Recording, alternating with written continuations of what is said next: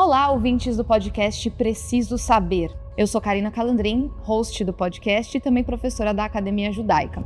Você está prestes a ouvir um podcast imperdível com Gabriel Bentasgal sobre a guerra que acompanhamos de 12 dias entre Israel e o Irã. É um podcast em que você vai aprofundar desde a Revolução Iraniana até o crescimento dos proxies, grupos que o Irã financia na região do Oriente Médio, como o Hezbollah, os Houthis, o Hamas e também milícias no Iraque e na Síria, além, é claro, de entender mais sobre esse regime iraniano e toda a problemática do programa nuclear do país.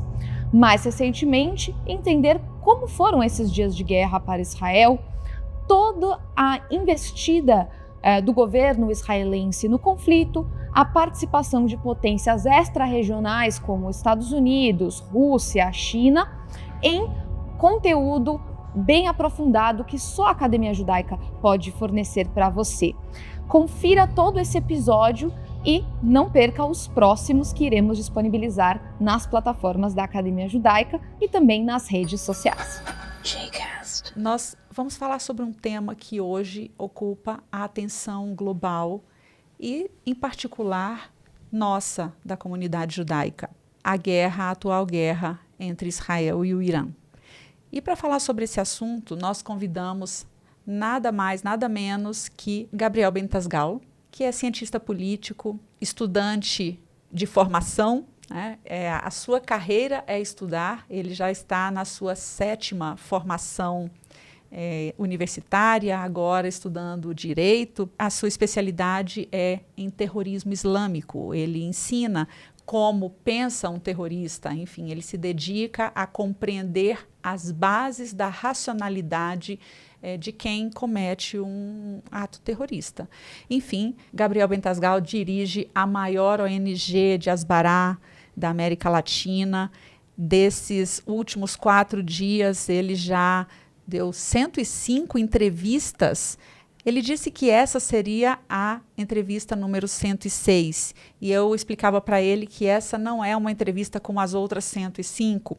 A Academia Judaica se dedica à parte educacional, se dedica ao conteúdo. O nosso interesse hoje é entender em profundidade quais são os componentes que levam à guerra, ou seja, que estão por trás, em diferentes camadas, em diferentes níveis, em diferentes, num contexto histórico, não somente do que está acontecendo hoje. Então, tudo isso a gente gostaria de trazer à tona nessa próxima meia hora que a gente vai estar junto aqui compartilhando. Bom, eu sou a Rabina Kelita Cohen, diretora executiva da Academia Judaica, e tenho a honra de estar acompanhada hoje por Gabriel Bentasgal. Então vamos lá, Gabriel. Bom, a entrevista vai ser em espanhol, né? O Gabriel... Você é argentino, Gabriel? Nací en Argentina, entiendo portugués perfecto y ahora estoy viviendo un tiempo también en Brasil como sheliach, nuevo sheliach del Keren Kayemet de Israel.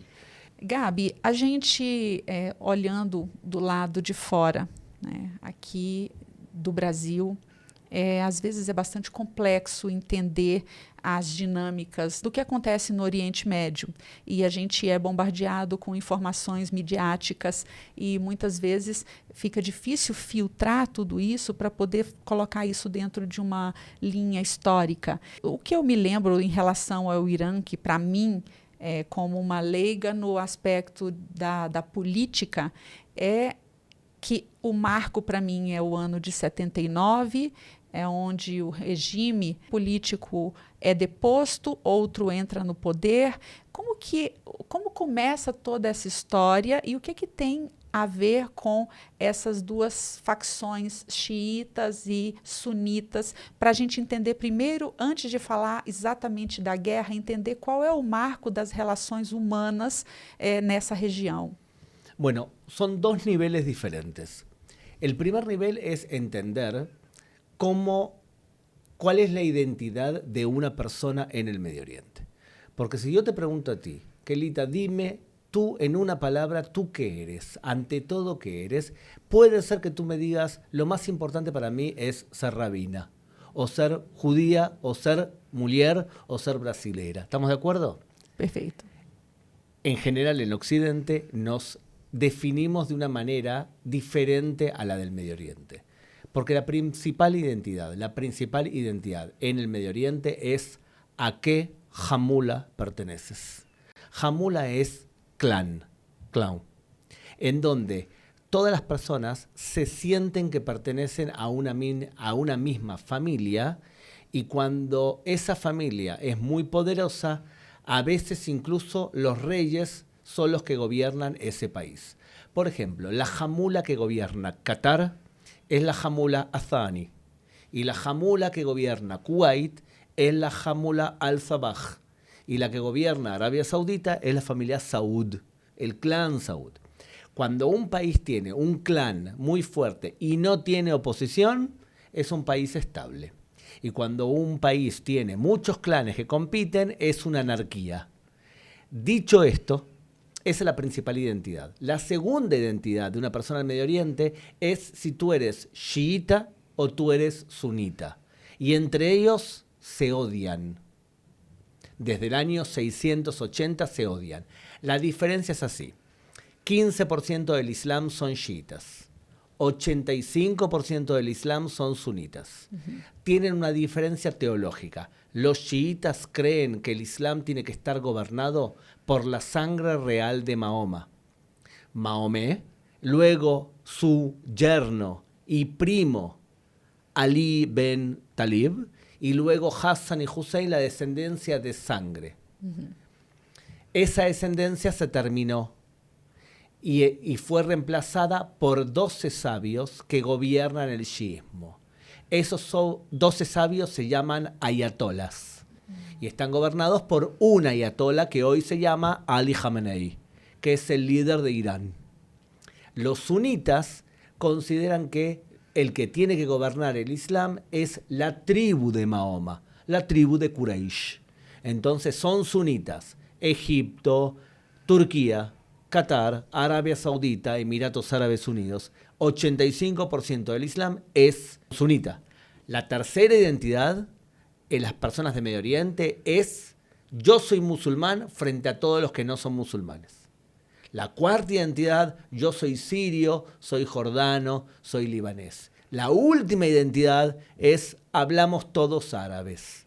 Durante una época, la ideología más importante del Medio Oriente era hablar árabe, y la ideología se llama panarabismo. Hoy, lo más importante es ser musulmán, ser chiita y sunita. O sea que es un mundo diferente y no es igual de América Latina. Ahora la segunda parte de tu pregunta. Irán estaba gobernada por una persona muy pro-occidental, el Shah de Irán de la familia Pahlavi.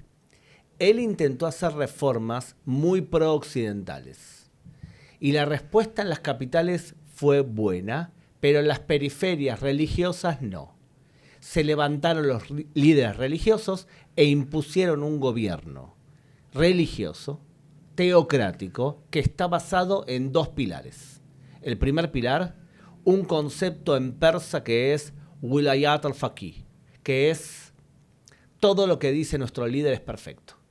Nunca se equivoca. Tú imagínate que en el judaísmo, si alguien dijese que Rubén, nuestro rabino de la comunidad, nunca se equivoca. Sería una especie de semidios. Bueno, en Persia, Ali Khamenei está guiado por la sabiduría de los líderes, que nunca se equivocan. Nesse caso, ele não pode ser Deus, porque Deus é brasileiro. Exactamente. No, Dios todavía juega ahora en el Inter de Miami. En este momento está jugando.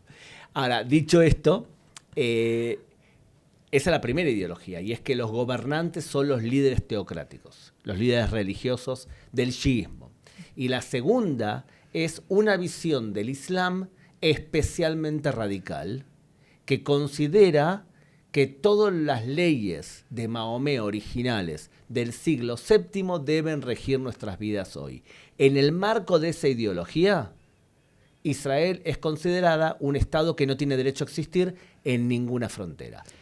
Mas você falou do panarabismo, mas os iranianos falam farsi e não árabe. E aí, como é que entra o governo, o governo religioso xiita do Ayatollah, está no Irã e tenta exercer o domínio político e religioso sobre o mundo árabe? Como que se dá essa questão? Porque el panarabismo, que no incluía del todo ni a Turquía ni a Irán, porque Turquía son turcos y los persas hablan otro idioma, el panarabismo empezó a caer a finales de los años 70. Todavía existen personas que hablan como si fuesen líderes de Hamas acá en Brasil, porque ellos dicen yo soy árabe. Ellos se quedaron congelados en los años 70. Hoy lo que gobierna el Medio Oriente es tu pertenencia islámica. E Irán intenta ser el líder del mundo musulmán y expandir el chiismo. ¿Por qué? Porque son el 15% del Islam. Y como son el 15%, se sienten perseguidos por los sunitas. Entonces todo el tiempo intentan expandirse y hasta el 7 de octubre del 2023 se expandieron muchísimo. Se expandieron por Irán, Irak, Siria, que era chiita, Líbano con Hezbollah, los hutíes en el Yemen, todo era la potencia y la media luna chiita. Mas, então, para tentar organizar a minha própria compreensão do que você disse até agora. Então, a gente, e já chegando no tema do conflito em si, hoje a gente tem uma guerra entre Irã e Israel, mas a gente tem visto um apoio de países árabes, ou seja, a interceptação de mísseis iranianos por países árabes. Isso entra dentro desse jogo que você está dizendo de impedir que as forças iranianas sejam a potência do mundo árabe? Otra vez, fíjate como en tu pregunta demuestras el problema que tenemos en la interpretación del Medio Oriente. Yo te expliqué, árabe era una ideología importante hasta los años 70 y 80. Hoy lo más importante es el Islam. Si tú lo ves con el prisma del Islam, entonces, ¿quiénes están apoyando a Israel? Muy bien. Para entender el Medio Oriente hoy tienes que ver que hay 4 fuerzas políticas. La primera, el eje chiita, que era muy fuerte hasta el 7 de octubre. El segundo grupo son 2 países muy radicales ideológicamente que no hacen terrorismo, pero que sí financian el terrorismo y promueven ideológicamente el Qatar terrorismo. y Arabia Saudita. Qatar y Turquía. Son 2 países muy radicalizados, se conocen como los países de la hermandad musulmana. El tercer grupo son grupos radicales islámicos, Hamas, Hezbollah, Al-Qaeda, ISIS, el Estado Islámico. El cuarto grupo son los países sunitas no radicales. Y ahí incluyo Emiratos Árabes Unidos, Arabia Saudita, que va camino a moderarse, Egipto, Jordania. Israel ha tenido y desarrollado relaciones con este grupo, sunitas no radicales. Más aún, Israel estaba a punto de firmar un acuerdo de paz con Arabia Saudita. Los países sunitas no radicales son los que están ayudando a Israel por 2 razones. La primera, odian a Irán. E Irán nuclear es un peligro para ellos, no solamente para Israel. Y lo segundo, muchos de estos países entienden que el radicalismo islámico fracasó y que la economía basada en petróleo también fracasó. Y por lo tanto necesitan diversificar su economía y han encontrado que en la región existe una potencia tecnológica que puede ayudarlos económicamente a desarrollarse. Es por eso que Arabia Saudita e Israel van a desarrollar enormes conexiones económicas, lo mismo Emiratos Árabes con Israel. Bom, então a gente falou sobre a perspectiva do mundo islâmico nessa questão do conflito, mas a gente tem um outro elemento também, que é a OTAN, né? A OTAN também tem um outro tipo de relação e aí envolve outros países, aí já envolve a Alemanha, os Estados Unidos, onde que entram e como se conversam essas outras forças que não são parte desse mundo islâmico e dessa cultura do Oriente Médio? Hoy la OTAN es irrelevante en el Medio Oriente y probablemente en el mundo, porque los países europeos no han invertido en desarrollo y tampoco han invertido en amenaza, amedrentar. Cuando tú quieres ser una potencia en algún sentido, tienes que saber amedrentar, amenazar y tienes que saber premiar. Estados Unidos sabe amedrentar, imponer miedo y también sabe premiar a quien está de su lado. La OTAN y Europa no tienen esos temas, no tienen esas capacidades. Y dentro de Europa también hay confusión interna, porque tienes mucha penetração islâmica na Europa e muita confusão intelectual. Então, depois desse passeio, né, pelo mundo islâmico e pelo mundo europeu, a gente tem agora Estados Unidos e Israel. A gente não falou ainda desses dois atores no meio desse cenário todo. Qual a maneira, a abordagem que você considera mais didática para que o nosso público consiga entender esse jogo de forças que existe no Oriente Médio com todos esses tentáculos? Empecemos por Estados Unidos como potencia internacional. En la actualidad, Estados Unidos tiene dentro del Partido Republicano de Gobierno dos tendencias ideológicas. La primera, que por ahora no es dominante, es el aislacionismo. Nosotros no tenemos que intervenir en ningún conflicto del mundo. Israel tiene la culpa porque nos lleva a hacer cosas que nosotros no deberíamos y no queremos. Por ejemplo, nos lleva a entrar en guerras que Estados Unidos no debería porque America First. Nos tenemos que sellar dentro de la comunidad y dedicarnos a nosotros mismos. La segunda tendencia es la del sheriff del mundo, que es, por ejemplo, la que lidera Marco Rubio o Donald Trump. El dilema que tiene Donald Trump en este momento con respecto a Israel e Irán, y estamos grabando este podcast cuando todavía Estados Unidos no intervino en la guerra de Israel e Irán, yo creo que probablemente intervenga en las próximas horas, es el dilema entre aislacionistas y sheriff del mundo. Estados Unidos seguramente va a entrar y creo de forma moderada, principalmente atacando algunas centrales nucleares de Irán que Israel sola puede ser que no lo pueda hacer. Por ejemplo, la central nuclear de Fordow. Ahora, con respecto a eso, Israel tiene otro dilema, y es que Israel es una democracia occidental. Todo lo que te expliqué de clan, religión, un israelí no piensa así.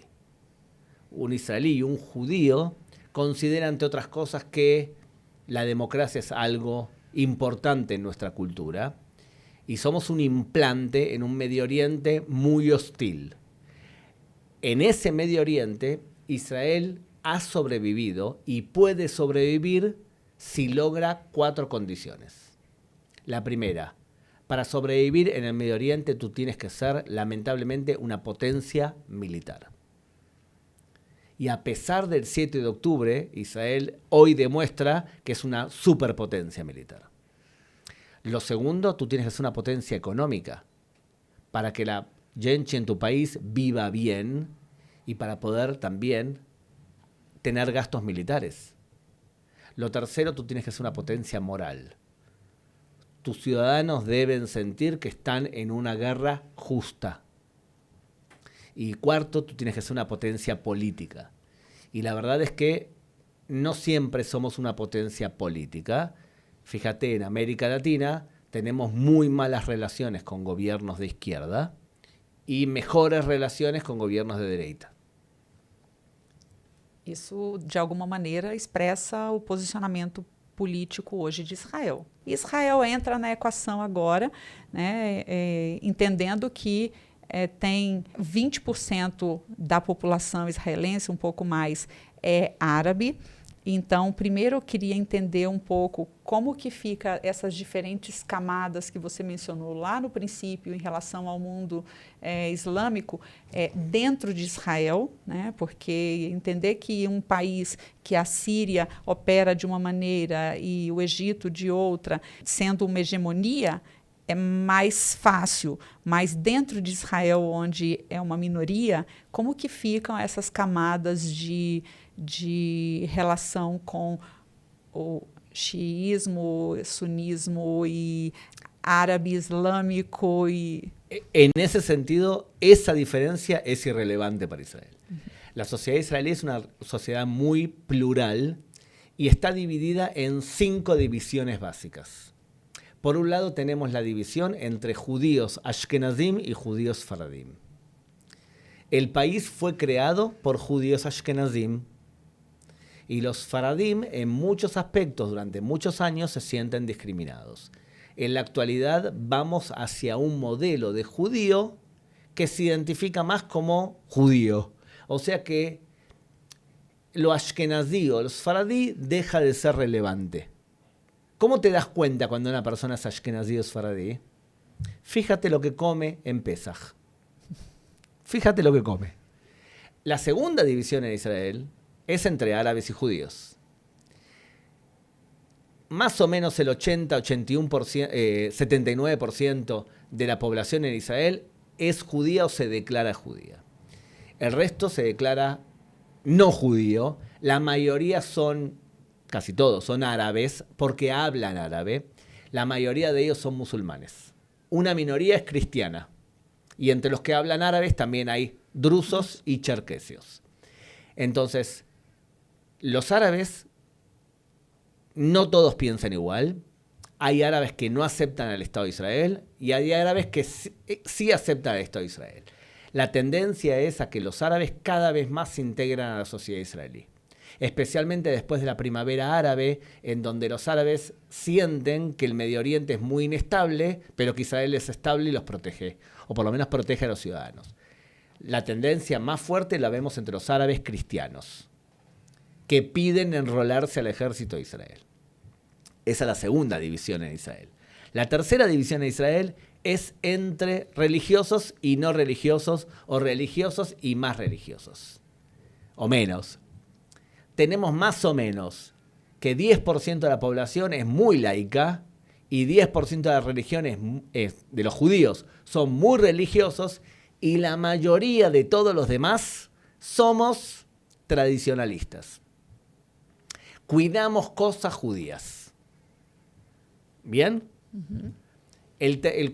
La cuarta división en Israel es entre personas que son económicamente de derecha y económicamente de izquierda. Que es el parámetro sociedad y economía, que es lo que guía el mapa político en América Latina y en Estados Unidos. Es un eje de división, el nivel de intervención del Estado en sociedad y en economía. Y el último eje que divide a Israel es falcones contra pombas, palomas. Halcón es una persona que es de derecha política. No acepta un Estado palestino, no acepta renunciar a territorios, no acepta renunciar a las alturas del Golán y no acepta refugiados palestinos ni dividir Jerusalén. Una pomba, una paloma, sí quiere un Estado palestino. O sea que son 5 divisiones. A eso súmale que en los últimos años la sociedad israelí se divide en un solo eje. Los que odian a Netanyahu y los que aman a Netanyahu. En esse sentido, Israel también entró en una dinámica irracional como muchos otros países. Sobre só uma pequena propaganda aqui sobre a questão dos falcões e pombas, Gabriel Bentasgal explicou isso com muito mais detalhe, em profundidade, no curso que ele deu na Academia Judaica, que está disponível na plataforma de streaming, sobre a política israelense, sobre o sistema eleitoral israelense. Así es, exacto. Lembrando só parênteses, no primeiro dia da guerra, no podcast do Daniel Hartman, ele falou: hoje é o dia 616 do 7 de outubro e o dia 1 da nova era.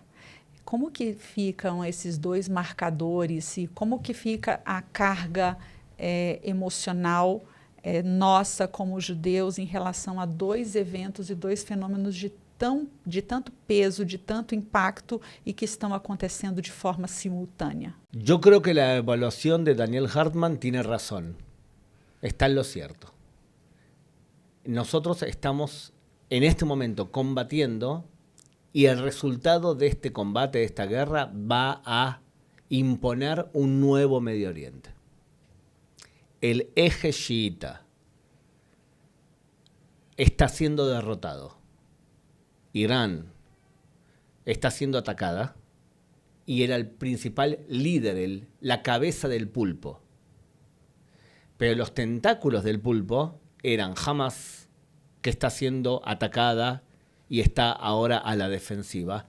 Hezbollah, que ha sido descabezada, no tiene liderazgo y tiene poca capacidad bélica. Assad ha sido derrocado. Las milicias chiitas en Irak no actúan y todavía están los hutíes que disparan misiles contra Israel. Pero el eje chiita está siendo derrotado. Yo creo que vamos hacia acuerdos de paz con los sunitas moderados, especialmente con el Líbano y con Arabia Saudita. Esto es la nueva era. Por otro lado, la guerra del 7 de octubre también expuso problemas profundos que tenemos en la sociedad israelí. No esperan que Irán te ataque, atacas primero preventivamente. No esperas que el nuevo gobernante de Siria ataque, sino lo atacas y le quitas las armas antes. Esto es producto del 7 de octubre. El trauma emocional del 7 de octubre es incalculable y va a perdurar por muchísimos años. La desconfianza de aquellos que deberían protegernos y no lo hicieron es un trauma que me cuesta mucho creer que se va a solucionar en muchos años. Realmente es un trauma nacional con características similares a otros pogroms grandes que vivió el pueblo judío. Y en la diáspora judía lo que vemos es muchos judíos que estaban alejados a su identidad judía y que después del 7 de octubre entienden que el peligro que sufrieron los judíos de Israel los amenaza también a ellos. Y es una reacción que notamos en todo el mundo. Mas já no espírito de dar fechamento a essa conversa tão enriquecedora, tão interessante que a gente tem tido com você, Gabi, eu queria que você nos dissesse para as pessoas que nos escutam o que é preciso saber, o que elas precisam saber para poder acompanhar esse conflito de uma forma não enviesada ou menos enviesada, ou sem simplificações, sem paixões cegas, sem algo que obtuse a crítica e obtuse a reflexão. Hoy estamos con capacidad para acceder a toda la información. O sea, hoy no hay un problema de información. Não, há um excesso. El gran desafío hoy es detectar qué información es fake y qué información no vale nada y qué información vale. Mi consejo personal es un consejo filosófico y un consejo práctico. El consejo práctico es cuando alguien habla de Medio Oriente y no se especializa en religión y en clanes, lo que hace es West Planning, y es traducir el Medio Oriente al idioma que le queda cómodo a él en su formación filosófica. En América Latina nos educan el materialismo histórico, que todos los conflictos son por tierras, por agua, por petróleo, por cosas materiales. En el Medio Oriente los conflictos son religiosos y étnicos. Por lo tanto, si hablas del Medio Oriente y hablas con alguien que habla no de temas religiosos y que no te explica temas de religiosos, probablemente está traduciendo el Medio Oriente al idioma que le es cómodo a él. Eso es West Planning. Eso desde el punto de vista práctico. Desde el punto de vista filosófico, el convencimiento real que para los judíos la vida es lo más importante. Mucho más importante que la tierra. Si tú le preguntas a un rabino, ¿cuándo un judío puede ofrecer su vida en sacrificio o en martirio? Un rabino te va a decir en tres oportunidades, en tres circunstancias. Si te obligan a creer en otros dioses, si te obligan a asesinar a otra persona porque tu vida no vale más que la otra persona, y si te obligan a tener relaciones sexuales con tus hijos. Entonces, en esas circunstancias, tu vida no vale tanto. Pero entregar tu vida para la tierra, entregar tu vida para la guerra, de ninguna manera. Los judíos tradicionales pensamos que la vida es lo más importante. La vida de los judíos, la vida de los palestinos, la vida de los iraníes, la vida de todos. Salir a una guerra es la última alternativa que tenemos para preservar nuestra vida. Sem a necessidade de fazer uma especialização em religião ou uma especialização em terrorismo, como você mencionou, o que estaria ao acesso hoje dos nossos ouvintes, das pessoas que nos acompanham, em termos de conteúdo, para poder compreender de uma forma mais profunda o fenômeno do que está acontecendo, sem tanto risco das informações midiáticas que vêm carregadas muitas vezes ou de fake news ou de uma ideologia. Bueno, en información que suelo utilizar yo son grupos de pensamiento como el Centro INSS de la Universidad de Tel Aviv, que ellos son más de la vieja Israel. O sea, las evaluaciones no suelen ser muy exactas, para mí, pero porque no suelen tener tantos especialistas en Islam. El Centro Begin Sadat de la Universidad de Bar-Ilan prepara materiales estupendos. Y en medios de comunicación israelíes, el Jerusalem Post ofrece información bastante creíble. Y en portugués, ustedes tienen grupos de Asbará, como Stand With Us, que hace un trabajo estupendo. Y, por supuesto, la academia, pero la academia hace un trabajo más profundo de raíz. O sea, no de noticias inmediatas. Te da el marco de referencia teórica para cuando venga información la puedas entender más rápido. Sí. Entonces, también crean cuadros y encasillan para poder entender contenido, teniendo en cuenta de que es más fácil comprender contenidos cuando tienes el marco teórico correcto para poder entender um fenômeno.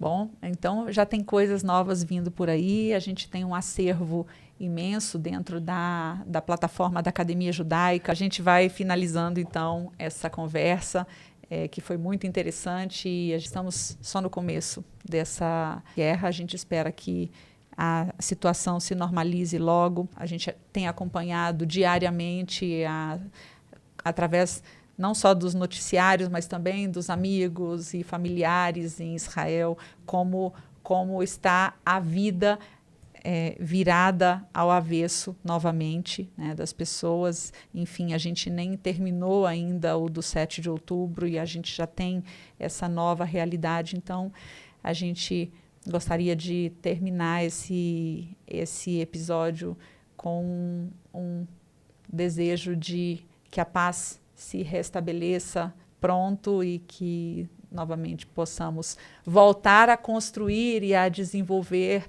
o nosso país. Te hago con una pregunta. Tú como estudiante de historia del pueblo judío, ¿me puedes decir un momento en la historia del pueblo judío que nosotros estamos mejor que ahora? Eu diria que 6 de outubro estávamos melhor do que muy hoje. Bien, muy bien. La verdad creo yo es que el pueblo judío nunca ha estado mejor en su historia. Es verdad, el 6 de octubre quizás sí. pero el pueblo judío nunca ha estado mejor. Cuando escuchemos las noticias sobre Israel y Medio Oriente, no perdamos la perspectiva. El pueblo judío vive fuerte y yo personalmente, Gabriel, no regreso a ningún momento de la historia del pueblo judío y me quedo en este momento de la historia del pueblo judío. Regressar à história é a gente perder a perspectiva da continuidade, né? A gente está andando para frente, mas a gente não pode deixar de ver que hoje a gente vive numa condição de guerra e a gente espera que haja paz. Esse é o nosso anelo, tanto repetido tantas vezes na nossa liturgia, repetido tantas vezes na nossa forma de nos saudar com um shalom. Exactamente, pero lamentablemente para conseguir paz, a veces hay ciertas guerras que hay que combatir. Y nos llegó el momento de combatir contra alguien que te dice claramente que te quiere aniquilar y que quiere acceder a armas nucleares. Hay guerras que yo prefiero hacer como padre de mis hijos y no quiero que mis hijos las combatan. Pero vamos hacia un momento de éxito y de paz. El futuro del pueblo judío es mejor que el de ahora. Simplemente lo que tenemos que hacer es igual que la comunidad judía, invertir en nosotros, ser cada día más fuerte mentalmente, cada día más fuerte espiritualmente, cada día más fuerte comunitariamente. Nuestra fortaleza nos trae paz. Bom, a gente acabou de ouvir uma visão, uma perspectiva da questão da guerra atual que nos ilumina, que nos traz novos ares e esperança também, esperança no futuro.